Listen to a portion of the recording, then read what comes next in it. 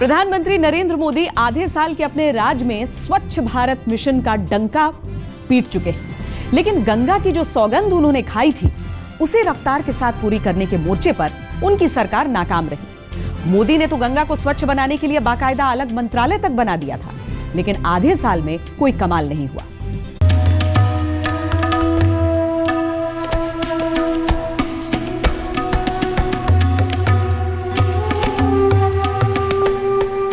गंगा, पतित पावनी गंगा, सदियों से पीढ़ियों को मोक्ष देती गंगा, लेकिन खुद आंसू बहा रही है अपनी बदहाली पर।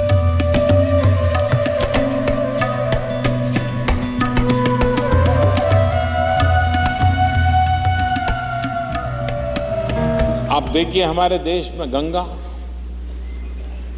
आप मुझे बताइए, आप में से कोई ऐसा होगा जिसके मन की इच्छा नहीं होगी कि अपने माँ बाप को कभी न कभी तो गंगा स्नान के लिए ले जाऊं?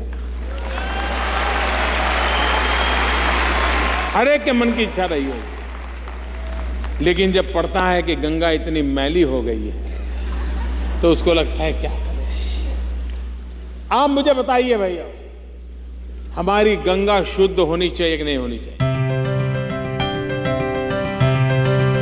लेकिन जिस गंगा की सफाई के लिए मोदी ने खुद बनारस जाकर फावड़ा उठाया, मां गंगे की आरती उतारकर अपने संकल्प की तरफ और मजबूती से कदम बढ़ाने का वादा किया, उस वादे की तरफ गंगा मंत्रालय की तरफ से अब तक कोई ठोस काम शुरू भी नहीं हुआ।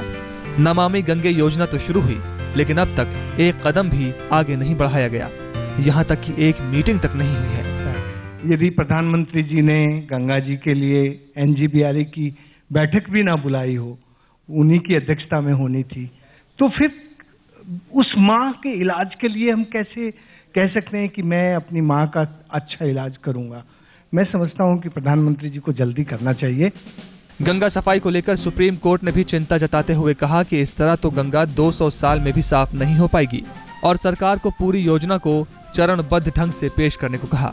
विपक्ष इस मामले में मोदी सरकार को खड़ा करने की कोशिश कर रहा है, लेकिन सुप्रीम कोर्ट की चिंता सरकार को लेकर है, सिर्फ मोदी को लेकर नहीं, और इस मामले में यूपीए सरकार भी कटघरे में खड़ी नजर आती है। गंगा खराब कब हुई है? अभी 40-50 साल में। इसका मतलब है कि लाखों साल तक तो वो ठीक थी।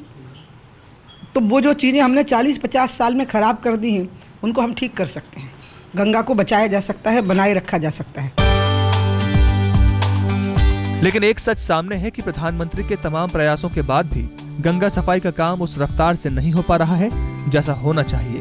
प्रधानमंत्री ने बनारस पहुंचकर 1 महीने में गंगा की सफाई का काम पूरा कर लिए जाने का वादा किया था, लेकिन योजना की रफ्तार बताती है कि मंजिल अभी दूर है। नरेंद्र मोदी ने देश में सत्ता और शासन की एक नई परिभाषा लिखी। सिर्फ 5 घंटे की नींद और बाकी वक्त सिर्फ काम। मोदी की अपनी इस दिनचर्या का असर पूरी सरकार पर पड़ा। अफसरों, मंत्रियों की बॉडी लैंग्वेज बदल गई, तेजी से फैसले होने लगे।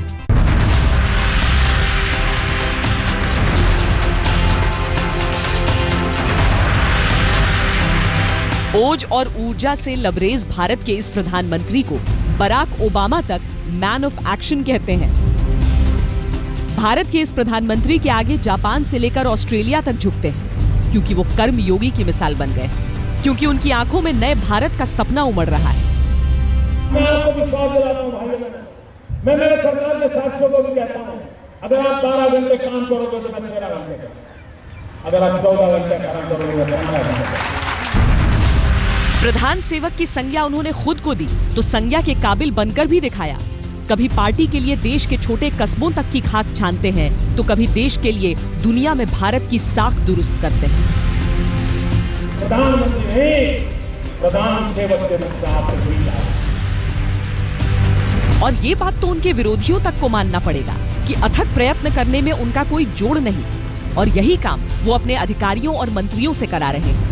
निर्णय लेने की क्षमता तेज हो गई है, फैसलों पर अमल भी तेज हो गया है। सबसे ताजा मिसाल रक्षा समझौतों को मूर्त रूप देना है। आर्टिलरी गन्स की मांग सेना सालों से कर रही थी, मगर उसकी जरूरत को पूरा किया है मोदी सरकार ने। कभी कभी तो वो खुद चुटकी लेते हैं कि जो अधिकारी पहले काम नहीं करते थे, वो आज खून पसीना एक करने के लिए तैयार है।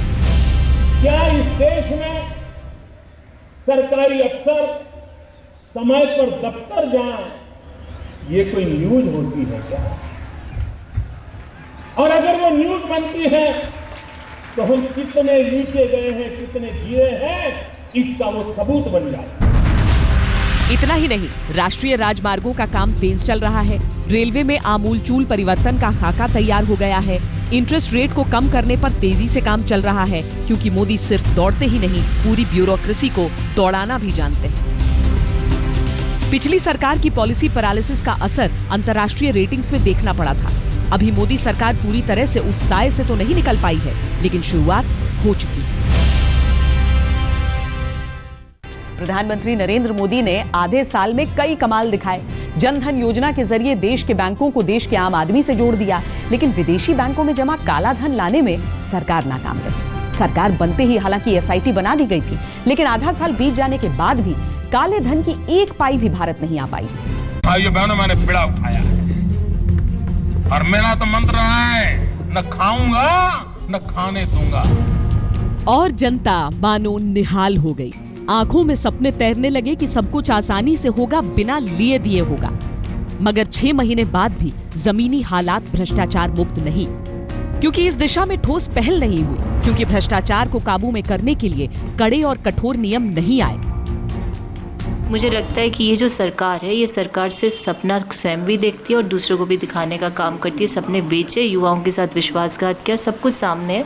मुझे लगता है 6 महीने का कार्यकाल तो सिर्फ नरेंद्र मोदी जी ने खुद की अंतर्राष्ट्रीय पटल पर प्रसिद्धि कैसे हासिल की जाए उसकी मार्केटिंग में बताया। कम कानूनों की वकालत करने वाले प्रधानमंत्री शायद किसी नए कानून की जरूरत ही न समझते हो, मगर हकीकत यही है कि सरकारी विभागों के कामकाज में कोई बदलाव नहीं हुआ। न टेंडर की पुरानी प्रक्रिया में बदलाव हुआ, न कामकाज की निगरानी के नाम पर पैसे ऐंठने वाले अफसरों पर लगाम लगी। भ्रष्टाचारी सहमे जरूर, मगर महज कुछ दिनों के लिए। नतीजा ये कि जिन पर भ्रष्टाचार के बड़े इल्जाम हैं, वो भी गरजने लगे। काला धन की बात इन्होंने की थी कि सब नेता चोर है, कांग्रेसी चोर है, सब चोर है, लालू चोर है। ये सब जाली काम करके, जाली कागज दिखा करके कि हम 26-26.5 लाख करोड़ विदेश के खाता में जमा है। 1 महीना के अंदर हमको शासन में 2 हम लाख के प्रत्येक भारतीय के खाता में 15-15 लाख जमा कर रहे हैं। कहाँ गया पैसा? वो क्यों नहीं लाया? चलिए, लालू जी की तो बात ही अलग है। इल्जाम तो यहाँ तक लगे थे कि एक बड़े मंत्री का बेटा ट्रांसफर पोस्टिंग तक के पैसे लेता था। बातें आई गई हो गई, खबरें बनी, सुर्खियां बनी, उतर भी गई, मगर जनता के दिमाग में जो बातें गई वो अब तक शायद नहीं निकली। कुछ दिन पहले देश के वित्त मंत्री ने CAG को ये संदेश दिया कि वो ऑडिट रिपोर्ट में हेडलाइंस बनाने से परहेज करें। इसके जरिए शायद वो CAG पर दबाव बनाना चाहते थे, क्योंकि केंद्र की पिछली सरकार यानी UPA 2 के दौरान ज्यादातर घोटाले CAG ने ही उजागर किए थे। भ्रष्टाचार की उन कहानियों का सबसे ज्यादा फायदा बीजेपी को ही मिला था। मगर अब जब उनकी सरकार है तो हर एक मंत्री को जिम्मेदारी से काम करना होगा। एक अकेले मोदी हर मोर्चे पर नहीं लड़ सकते। लड़ाई का मतलब ही मिलकर लड़ना होता है। आधे साल में मोदी का शानदार कमाल जन धन योजना के रूप में सामने आया। बैंकों के राष्ट्रीयकरण के बावजूद जो बैंक सुविधाएं आम आदमी से दशकों तक दूर रहीं, उसे मोदी ने रातों रात करीब कर दिया। जनधन योजना के तहत पहले ही दिन 1.5 करोड़ खाते खुल गए। मोदी ने जनता का धन जनता के खातों तक पहुंचाने का पूरा इंतजाम कर दिया। बढ़ते जा तू बढ़ते जा, बैंक की ओर तू कदम बढ़ा, और रक्षा तेरी पूंजी की जीवन भर की है सुरक्षा। पेश है प्रधानमंत्री जन धन योजना। अब बैंक खाता आसानी से खुलेगा, साथ ही डेबिट कार्ड और 1 लाख के दुर्घटना बीमा का लाभ मिलेगा। बढ़ते जा तू बढ़ते जा, बैंक की ओर तू कदम बढ़ा। देशवासियों, अगर बैंक में खाता नहीं है तो आज ही नजदीकी बैंक शाखा या शिविर में या बैंक मित्र से संपर्क करें। लाइन में खड़ा आखिरी आदमी भी देश की अर्थव्यवस्था का हिस्सा बने और उसके हिस्से का लाभ बिना किसी भ्रष्टाचार के सीधा उस तक पहुंच सके। इसके लिए मोदी सरकार ने प्रधानमंत्री जन धन योजना शुरू की। कि जब कोई व्यक्ति बैंक में खाता खोलता है तो अर्थव्यवस्था की जो मुख्य धारा है, उस धारा से जुड़ने का उसका एक पहला कदम बन जाता है। जन धन योजना का उद्देश्य देश भर में सभी परिवारों का बैंक में खाता खुलवाना और बैंकिंग सुविधाएं मुहैया कराना है। लाल किले की प्राचीर से प्रधानमंत्री ने जन धन योजना का ऐलान किया तो 28 अगस्त 2014 को योजना का शुभारंभ भी कर दिया। पहले ही दिन 1.5 करोड़ खाते देश भर में प्रधानमंत्री जन धन योजना के तहत खोले गए। 70 मिलियन जो बैंक अकाउंट खुले हैं 10 वीक में खुले हैं। 5,000 करोड़ रुपए इन्होंने जमा करवाया, 5,000 करोड़ रुपए। लक्ष्य सामने था, लेकिन मंजिल के रास्ते अभी साफ नहीं थे। लिहाजा प्रधानमंत्री ने खुद बैंकों को ईमेल भेजे, बैठकें की और बैंक अधिकारियों से सीधे सीधे बात की। मैंने कहा भाई, ये रिजर्व बैंक कह रही है 3 साल, डिपार्टमेंट कह रहा है 2 साल, आप क्या कह रहे हैं? नहीं साहब बोले 1 साल तो लगेगा। हमने ठान ली कि काम करना है। लास्ट 10 वीक में 71 मिलियन बैंक अकाउंट खुल चुके हैं। योजना के शुरू होने के लगभग 3 महीने के अंदर ही 7.5 करोड़ ऐसे परिवारों के खाते खोले जा चुके हैं जिनके परिवार में कभी किसी का बैंक खाता नहीं था। 58% लोगों को डेबिट कार्ड भी मुहैया कराए जा चुके हैं। वित्त मंत्रालय की एक रिपोर्ट के मुताबिक 15 नवंबर तक स्टेट बैंक ऑफ इंडिया में 1 crore 34 lakh account, bank of Baroda में 40 लाख अकाउंट, कैनरा बैंक में 30,90,000 अकाउंट खोले जा चुके हैं। खाता धारक परिवार आर्थिक रूप से पूरी तरह मजबूत रहे, लिहाजा खाता खुलने के साथ ही हर खाता धारक 1 लाख रुपए की दुर्घटना बीमा का अधिकारी हो जाएगा और आगे चलकर हर खाते पर 5,000 रुपए के ओवरड्राफ्ट की सुविधा भी होगी। प्रधानमंत्री का लक्ष्य आम आदमी को भ्रष्टाचार से बचाकर देश की अर्थव्यवस्था का हिस्सा बनाना है और नतीजे बताते हैं कि योजना कामयाबी की तरफ तेजी से बढ़ रही है। प्रधानमंत्री नरेंद्र मोदी ने सरकार के कामकाज का तौर तरीका तो बदल दिया, लेकिन सिस्टम में दीमक की तरह घुस चुके भ्रष्टाचार के खात्मे के लिए वो कुछ खास नहीं कर पाए। यूपीए सरकार में भ्रष्टाचार को बीजेपी ने चुनावों में मुद्दा बनाया था, लेकिन भ्रष्टाचार के खिलाफ जंग के दावों की दिशा में मोदी सरकार 6 महीने में कोई ठोस कार्यक्रम नहीं बना पाई। और फिर जब वो G20 में शिरकत करने गए तो उन्होंने काले धन का मुद्दा अंतर्राष्ट्रीय मंच पर उठाया। G20 के घोषणा पत्र में काले धन को शामिल करना पड़ा, मगर दूसरा पहलू ये भी है कि टैक्स हेवन्स के नाम से मशहूर तमाम देश इसका हिस्सा नहीं है। यानी घोषणा पत्र एक बात है, धन लाना दूसरी बात। मुमकिन है सरकार को इस पर थोड़ी बहुत कामयाबी मिले, मगर उतनी मिलती नहीं दिख रही जितना चुनावों के दौरान की गई थी। हार से बेजार विपक्ष अब इसका बाजा तो बजाएगा ही।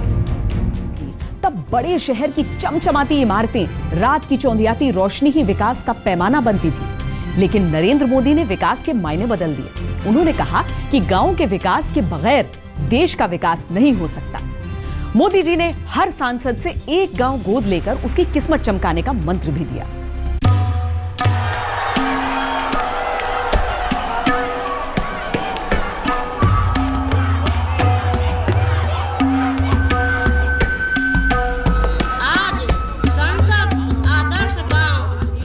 याद नहीं कब किसी ने किसी प्रधानमंत्री को अपने किए हुए चुनावी वादों के लिए इस तरह मेहनत करते देखा हो, हर कदम एक संकल्प के साथ उठाते देखा हो। अच्छे दिनों का वादा किया था प्रधानमंत्री ने, और उन्हें ये अच्छी तरह मालूम है कि देश में अगर पूरी तरह से अच्छे दिन लाने हैं तो गांवों को मजबूत करना होगा। और शुरू की सांसद आदर्श ग्राम योजना। योजना के तहत प्रधानमंत्री ने सत्ता और विपक्ष की सियासत से परे पूरे देश के सांसदों से अपील की कि वो अपनी मर्जी से किसी भी गांव को गोद लें और उसे पूरी तरह से विकसित करें, जिसके तहत हर सांसद को 2 साल में एक गांव को आदर्श गांव बनाना है। 2019 तक हर सांसद 3 गांव को आदर्श गांव बनाएगा। इसके बाद 2019 तक हर साल एक गांव को आदर्श गांव बनाना होगा।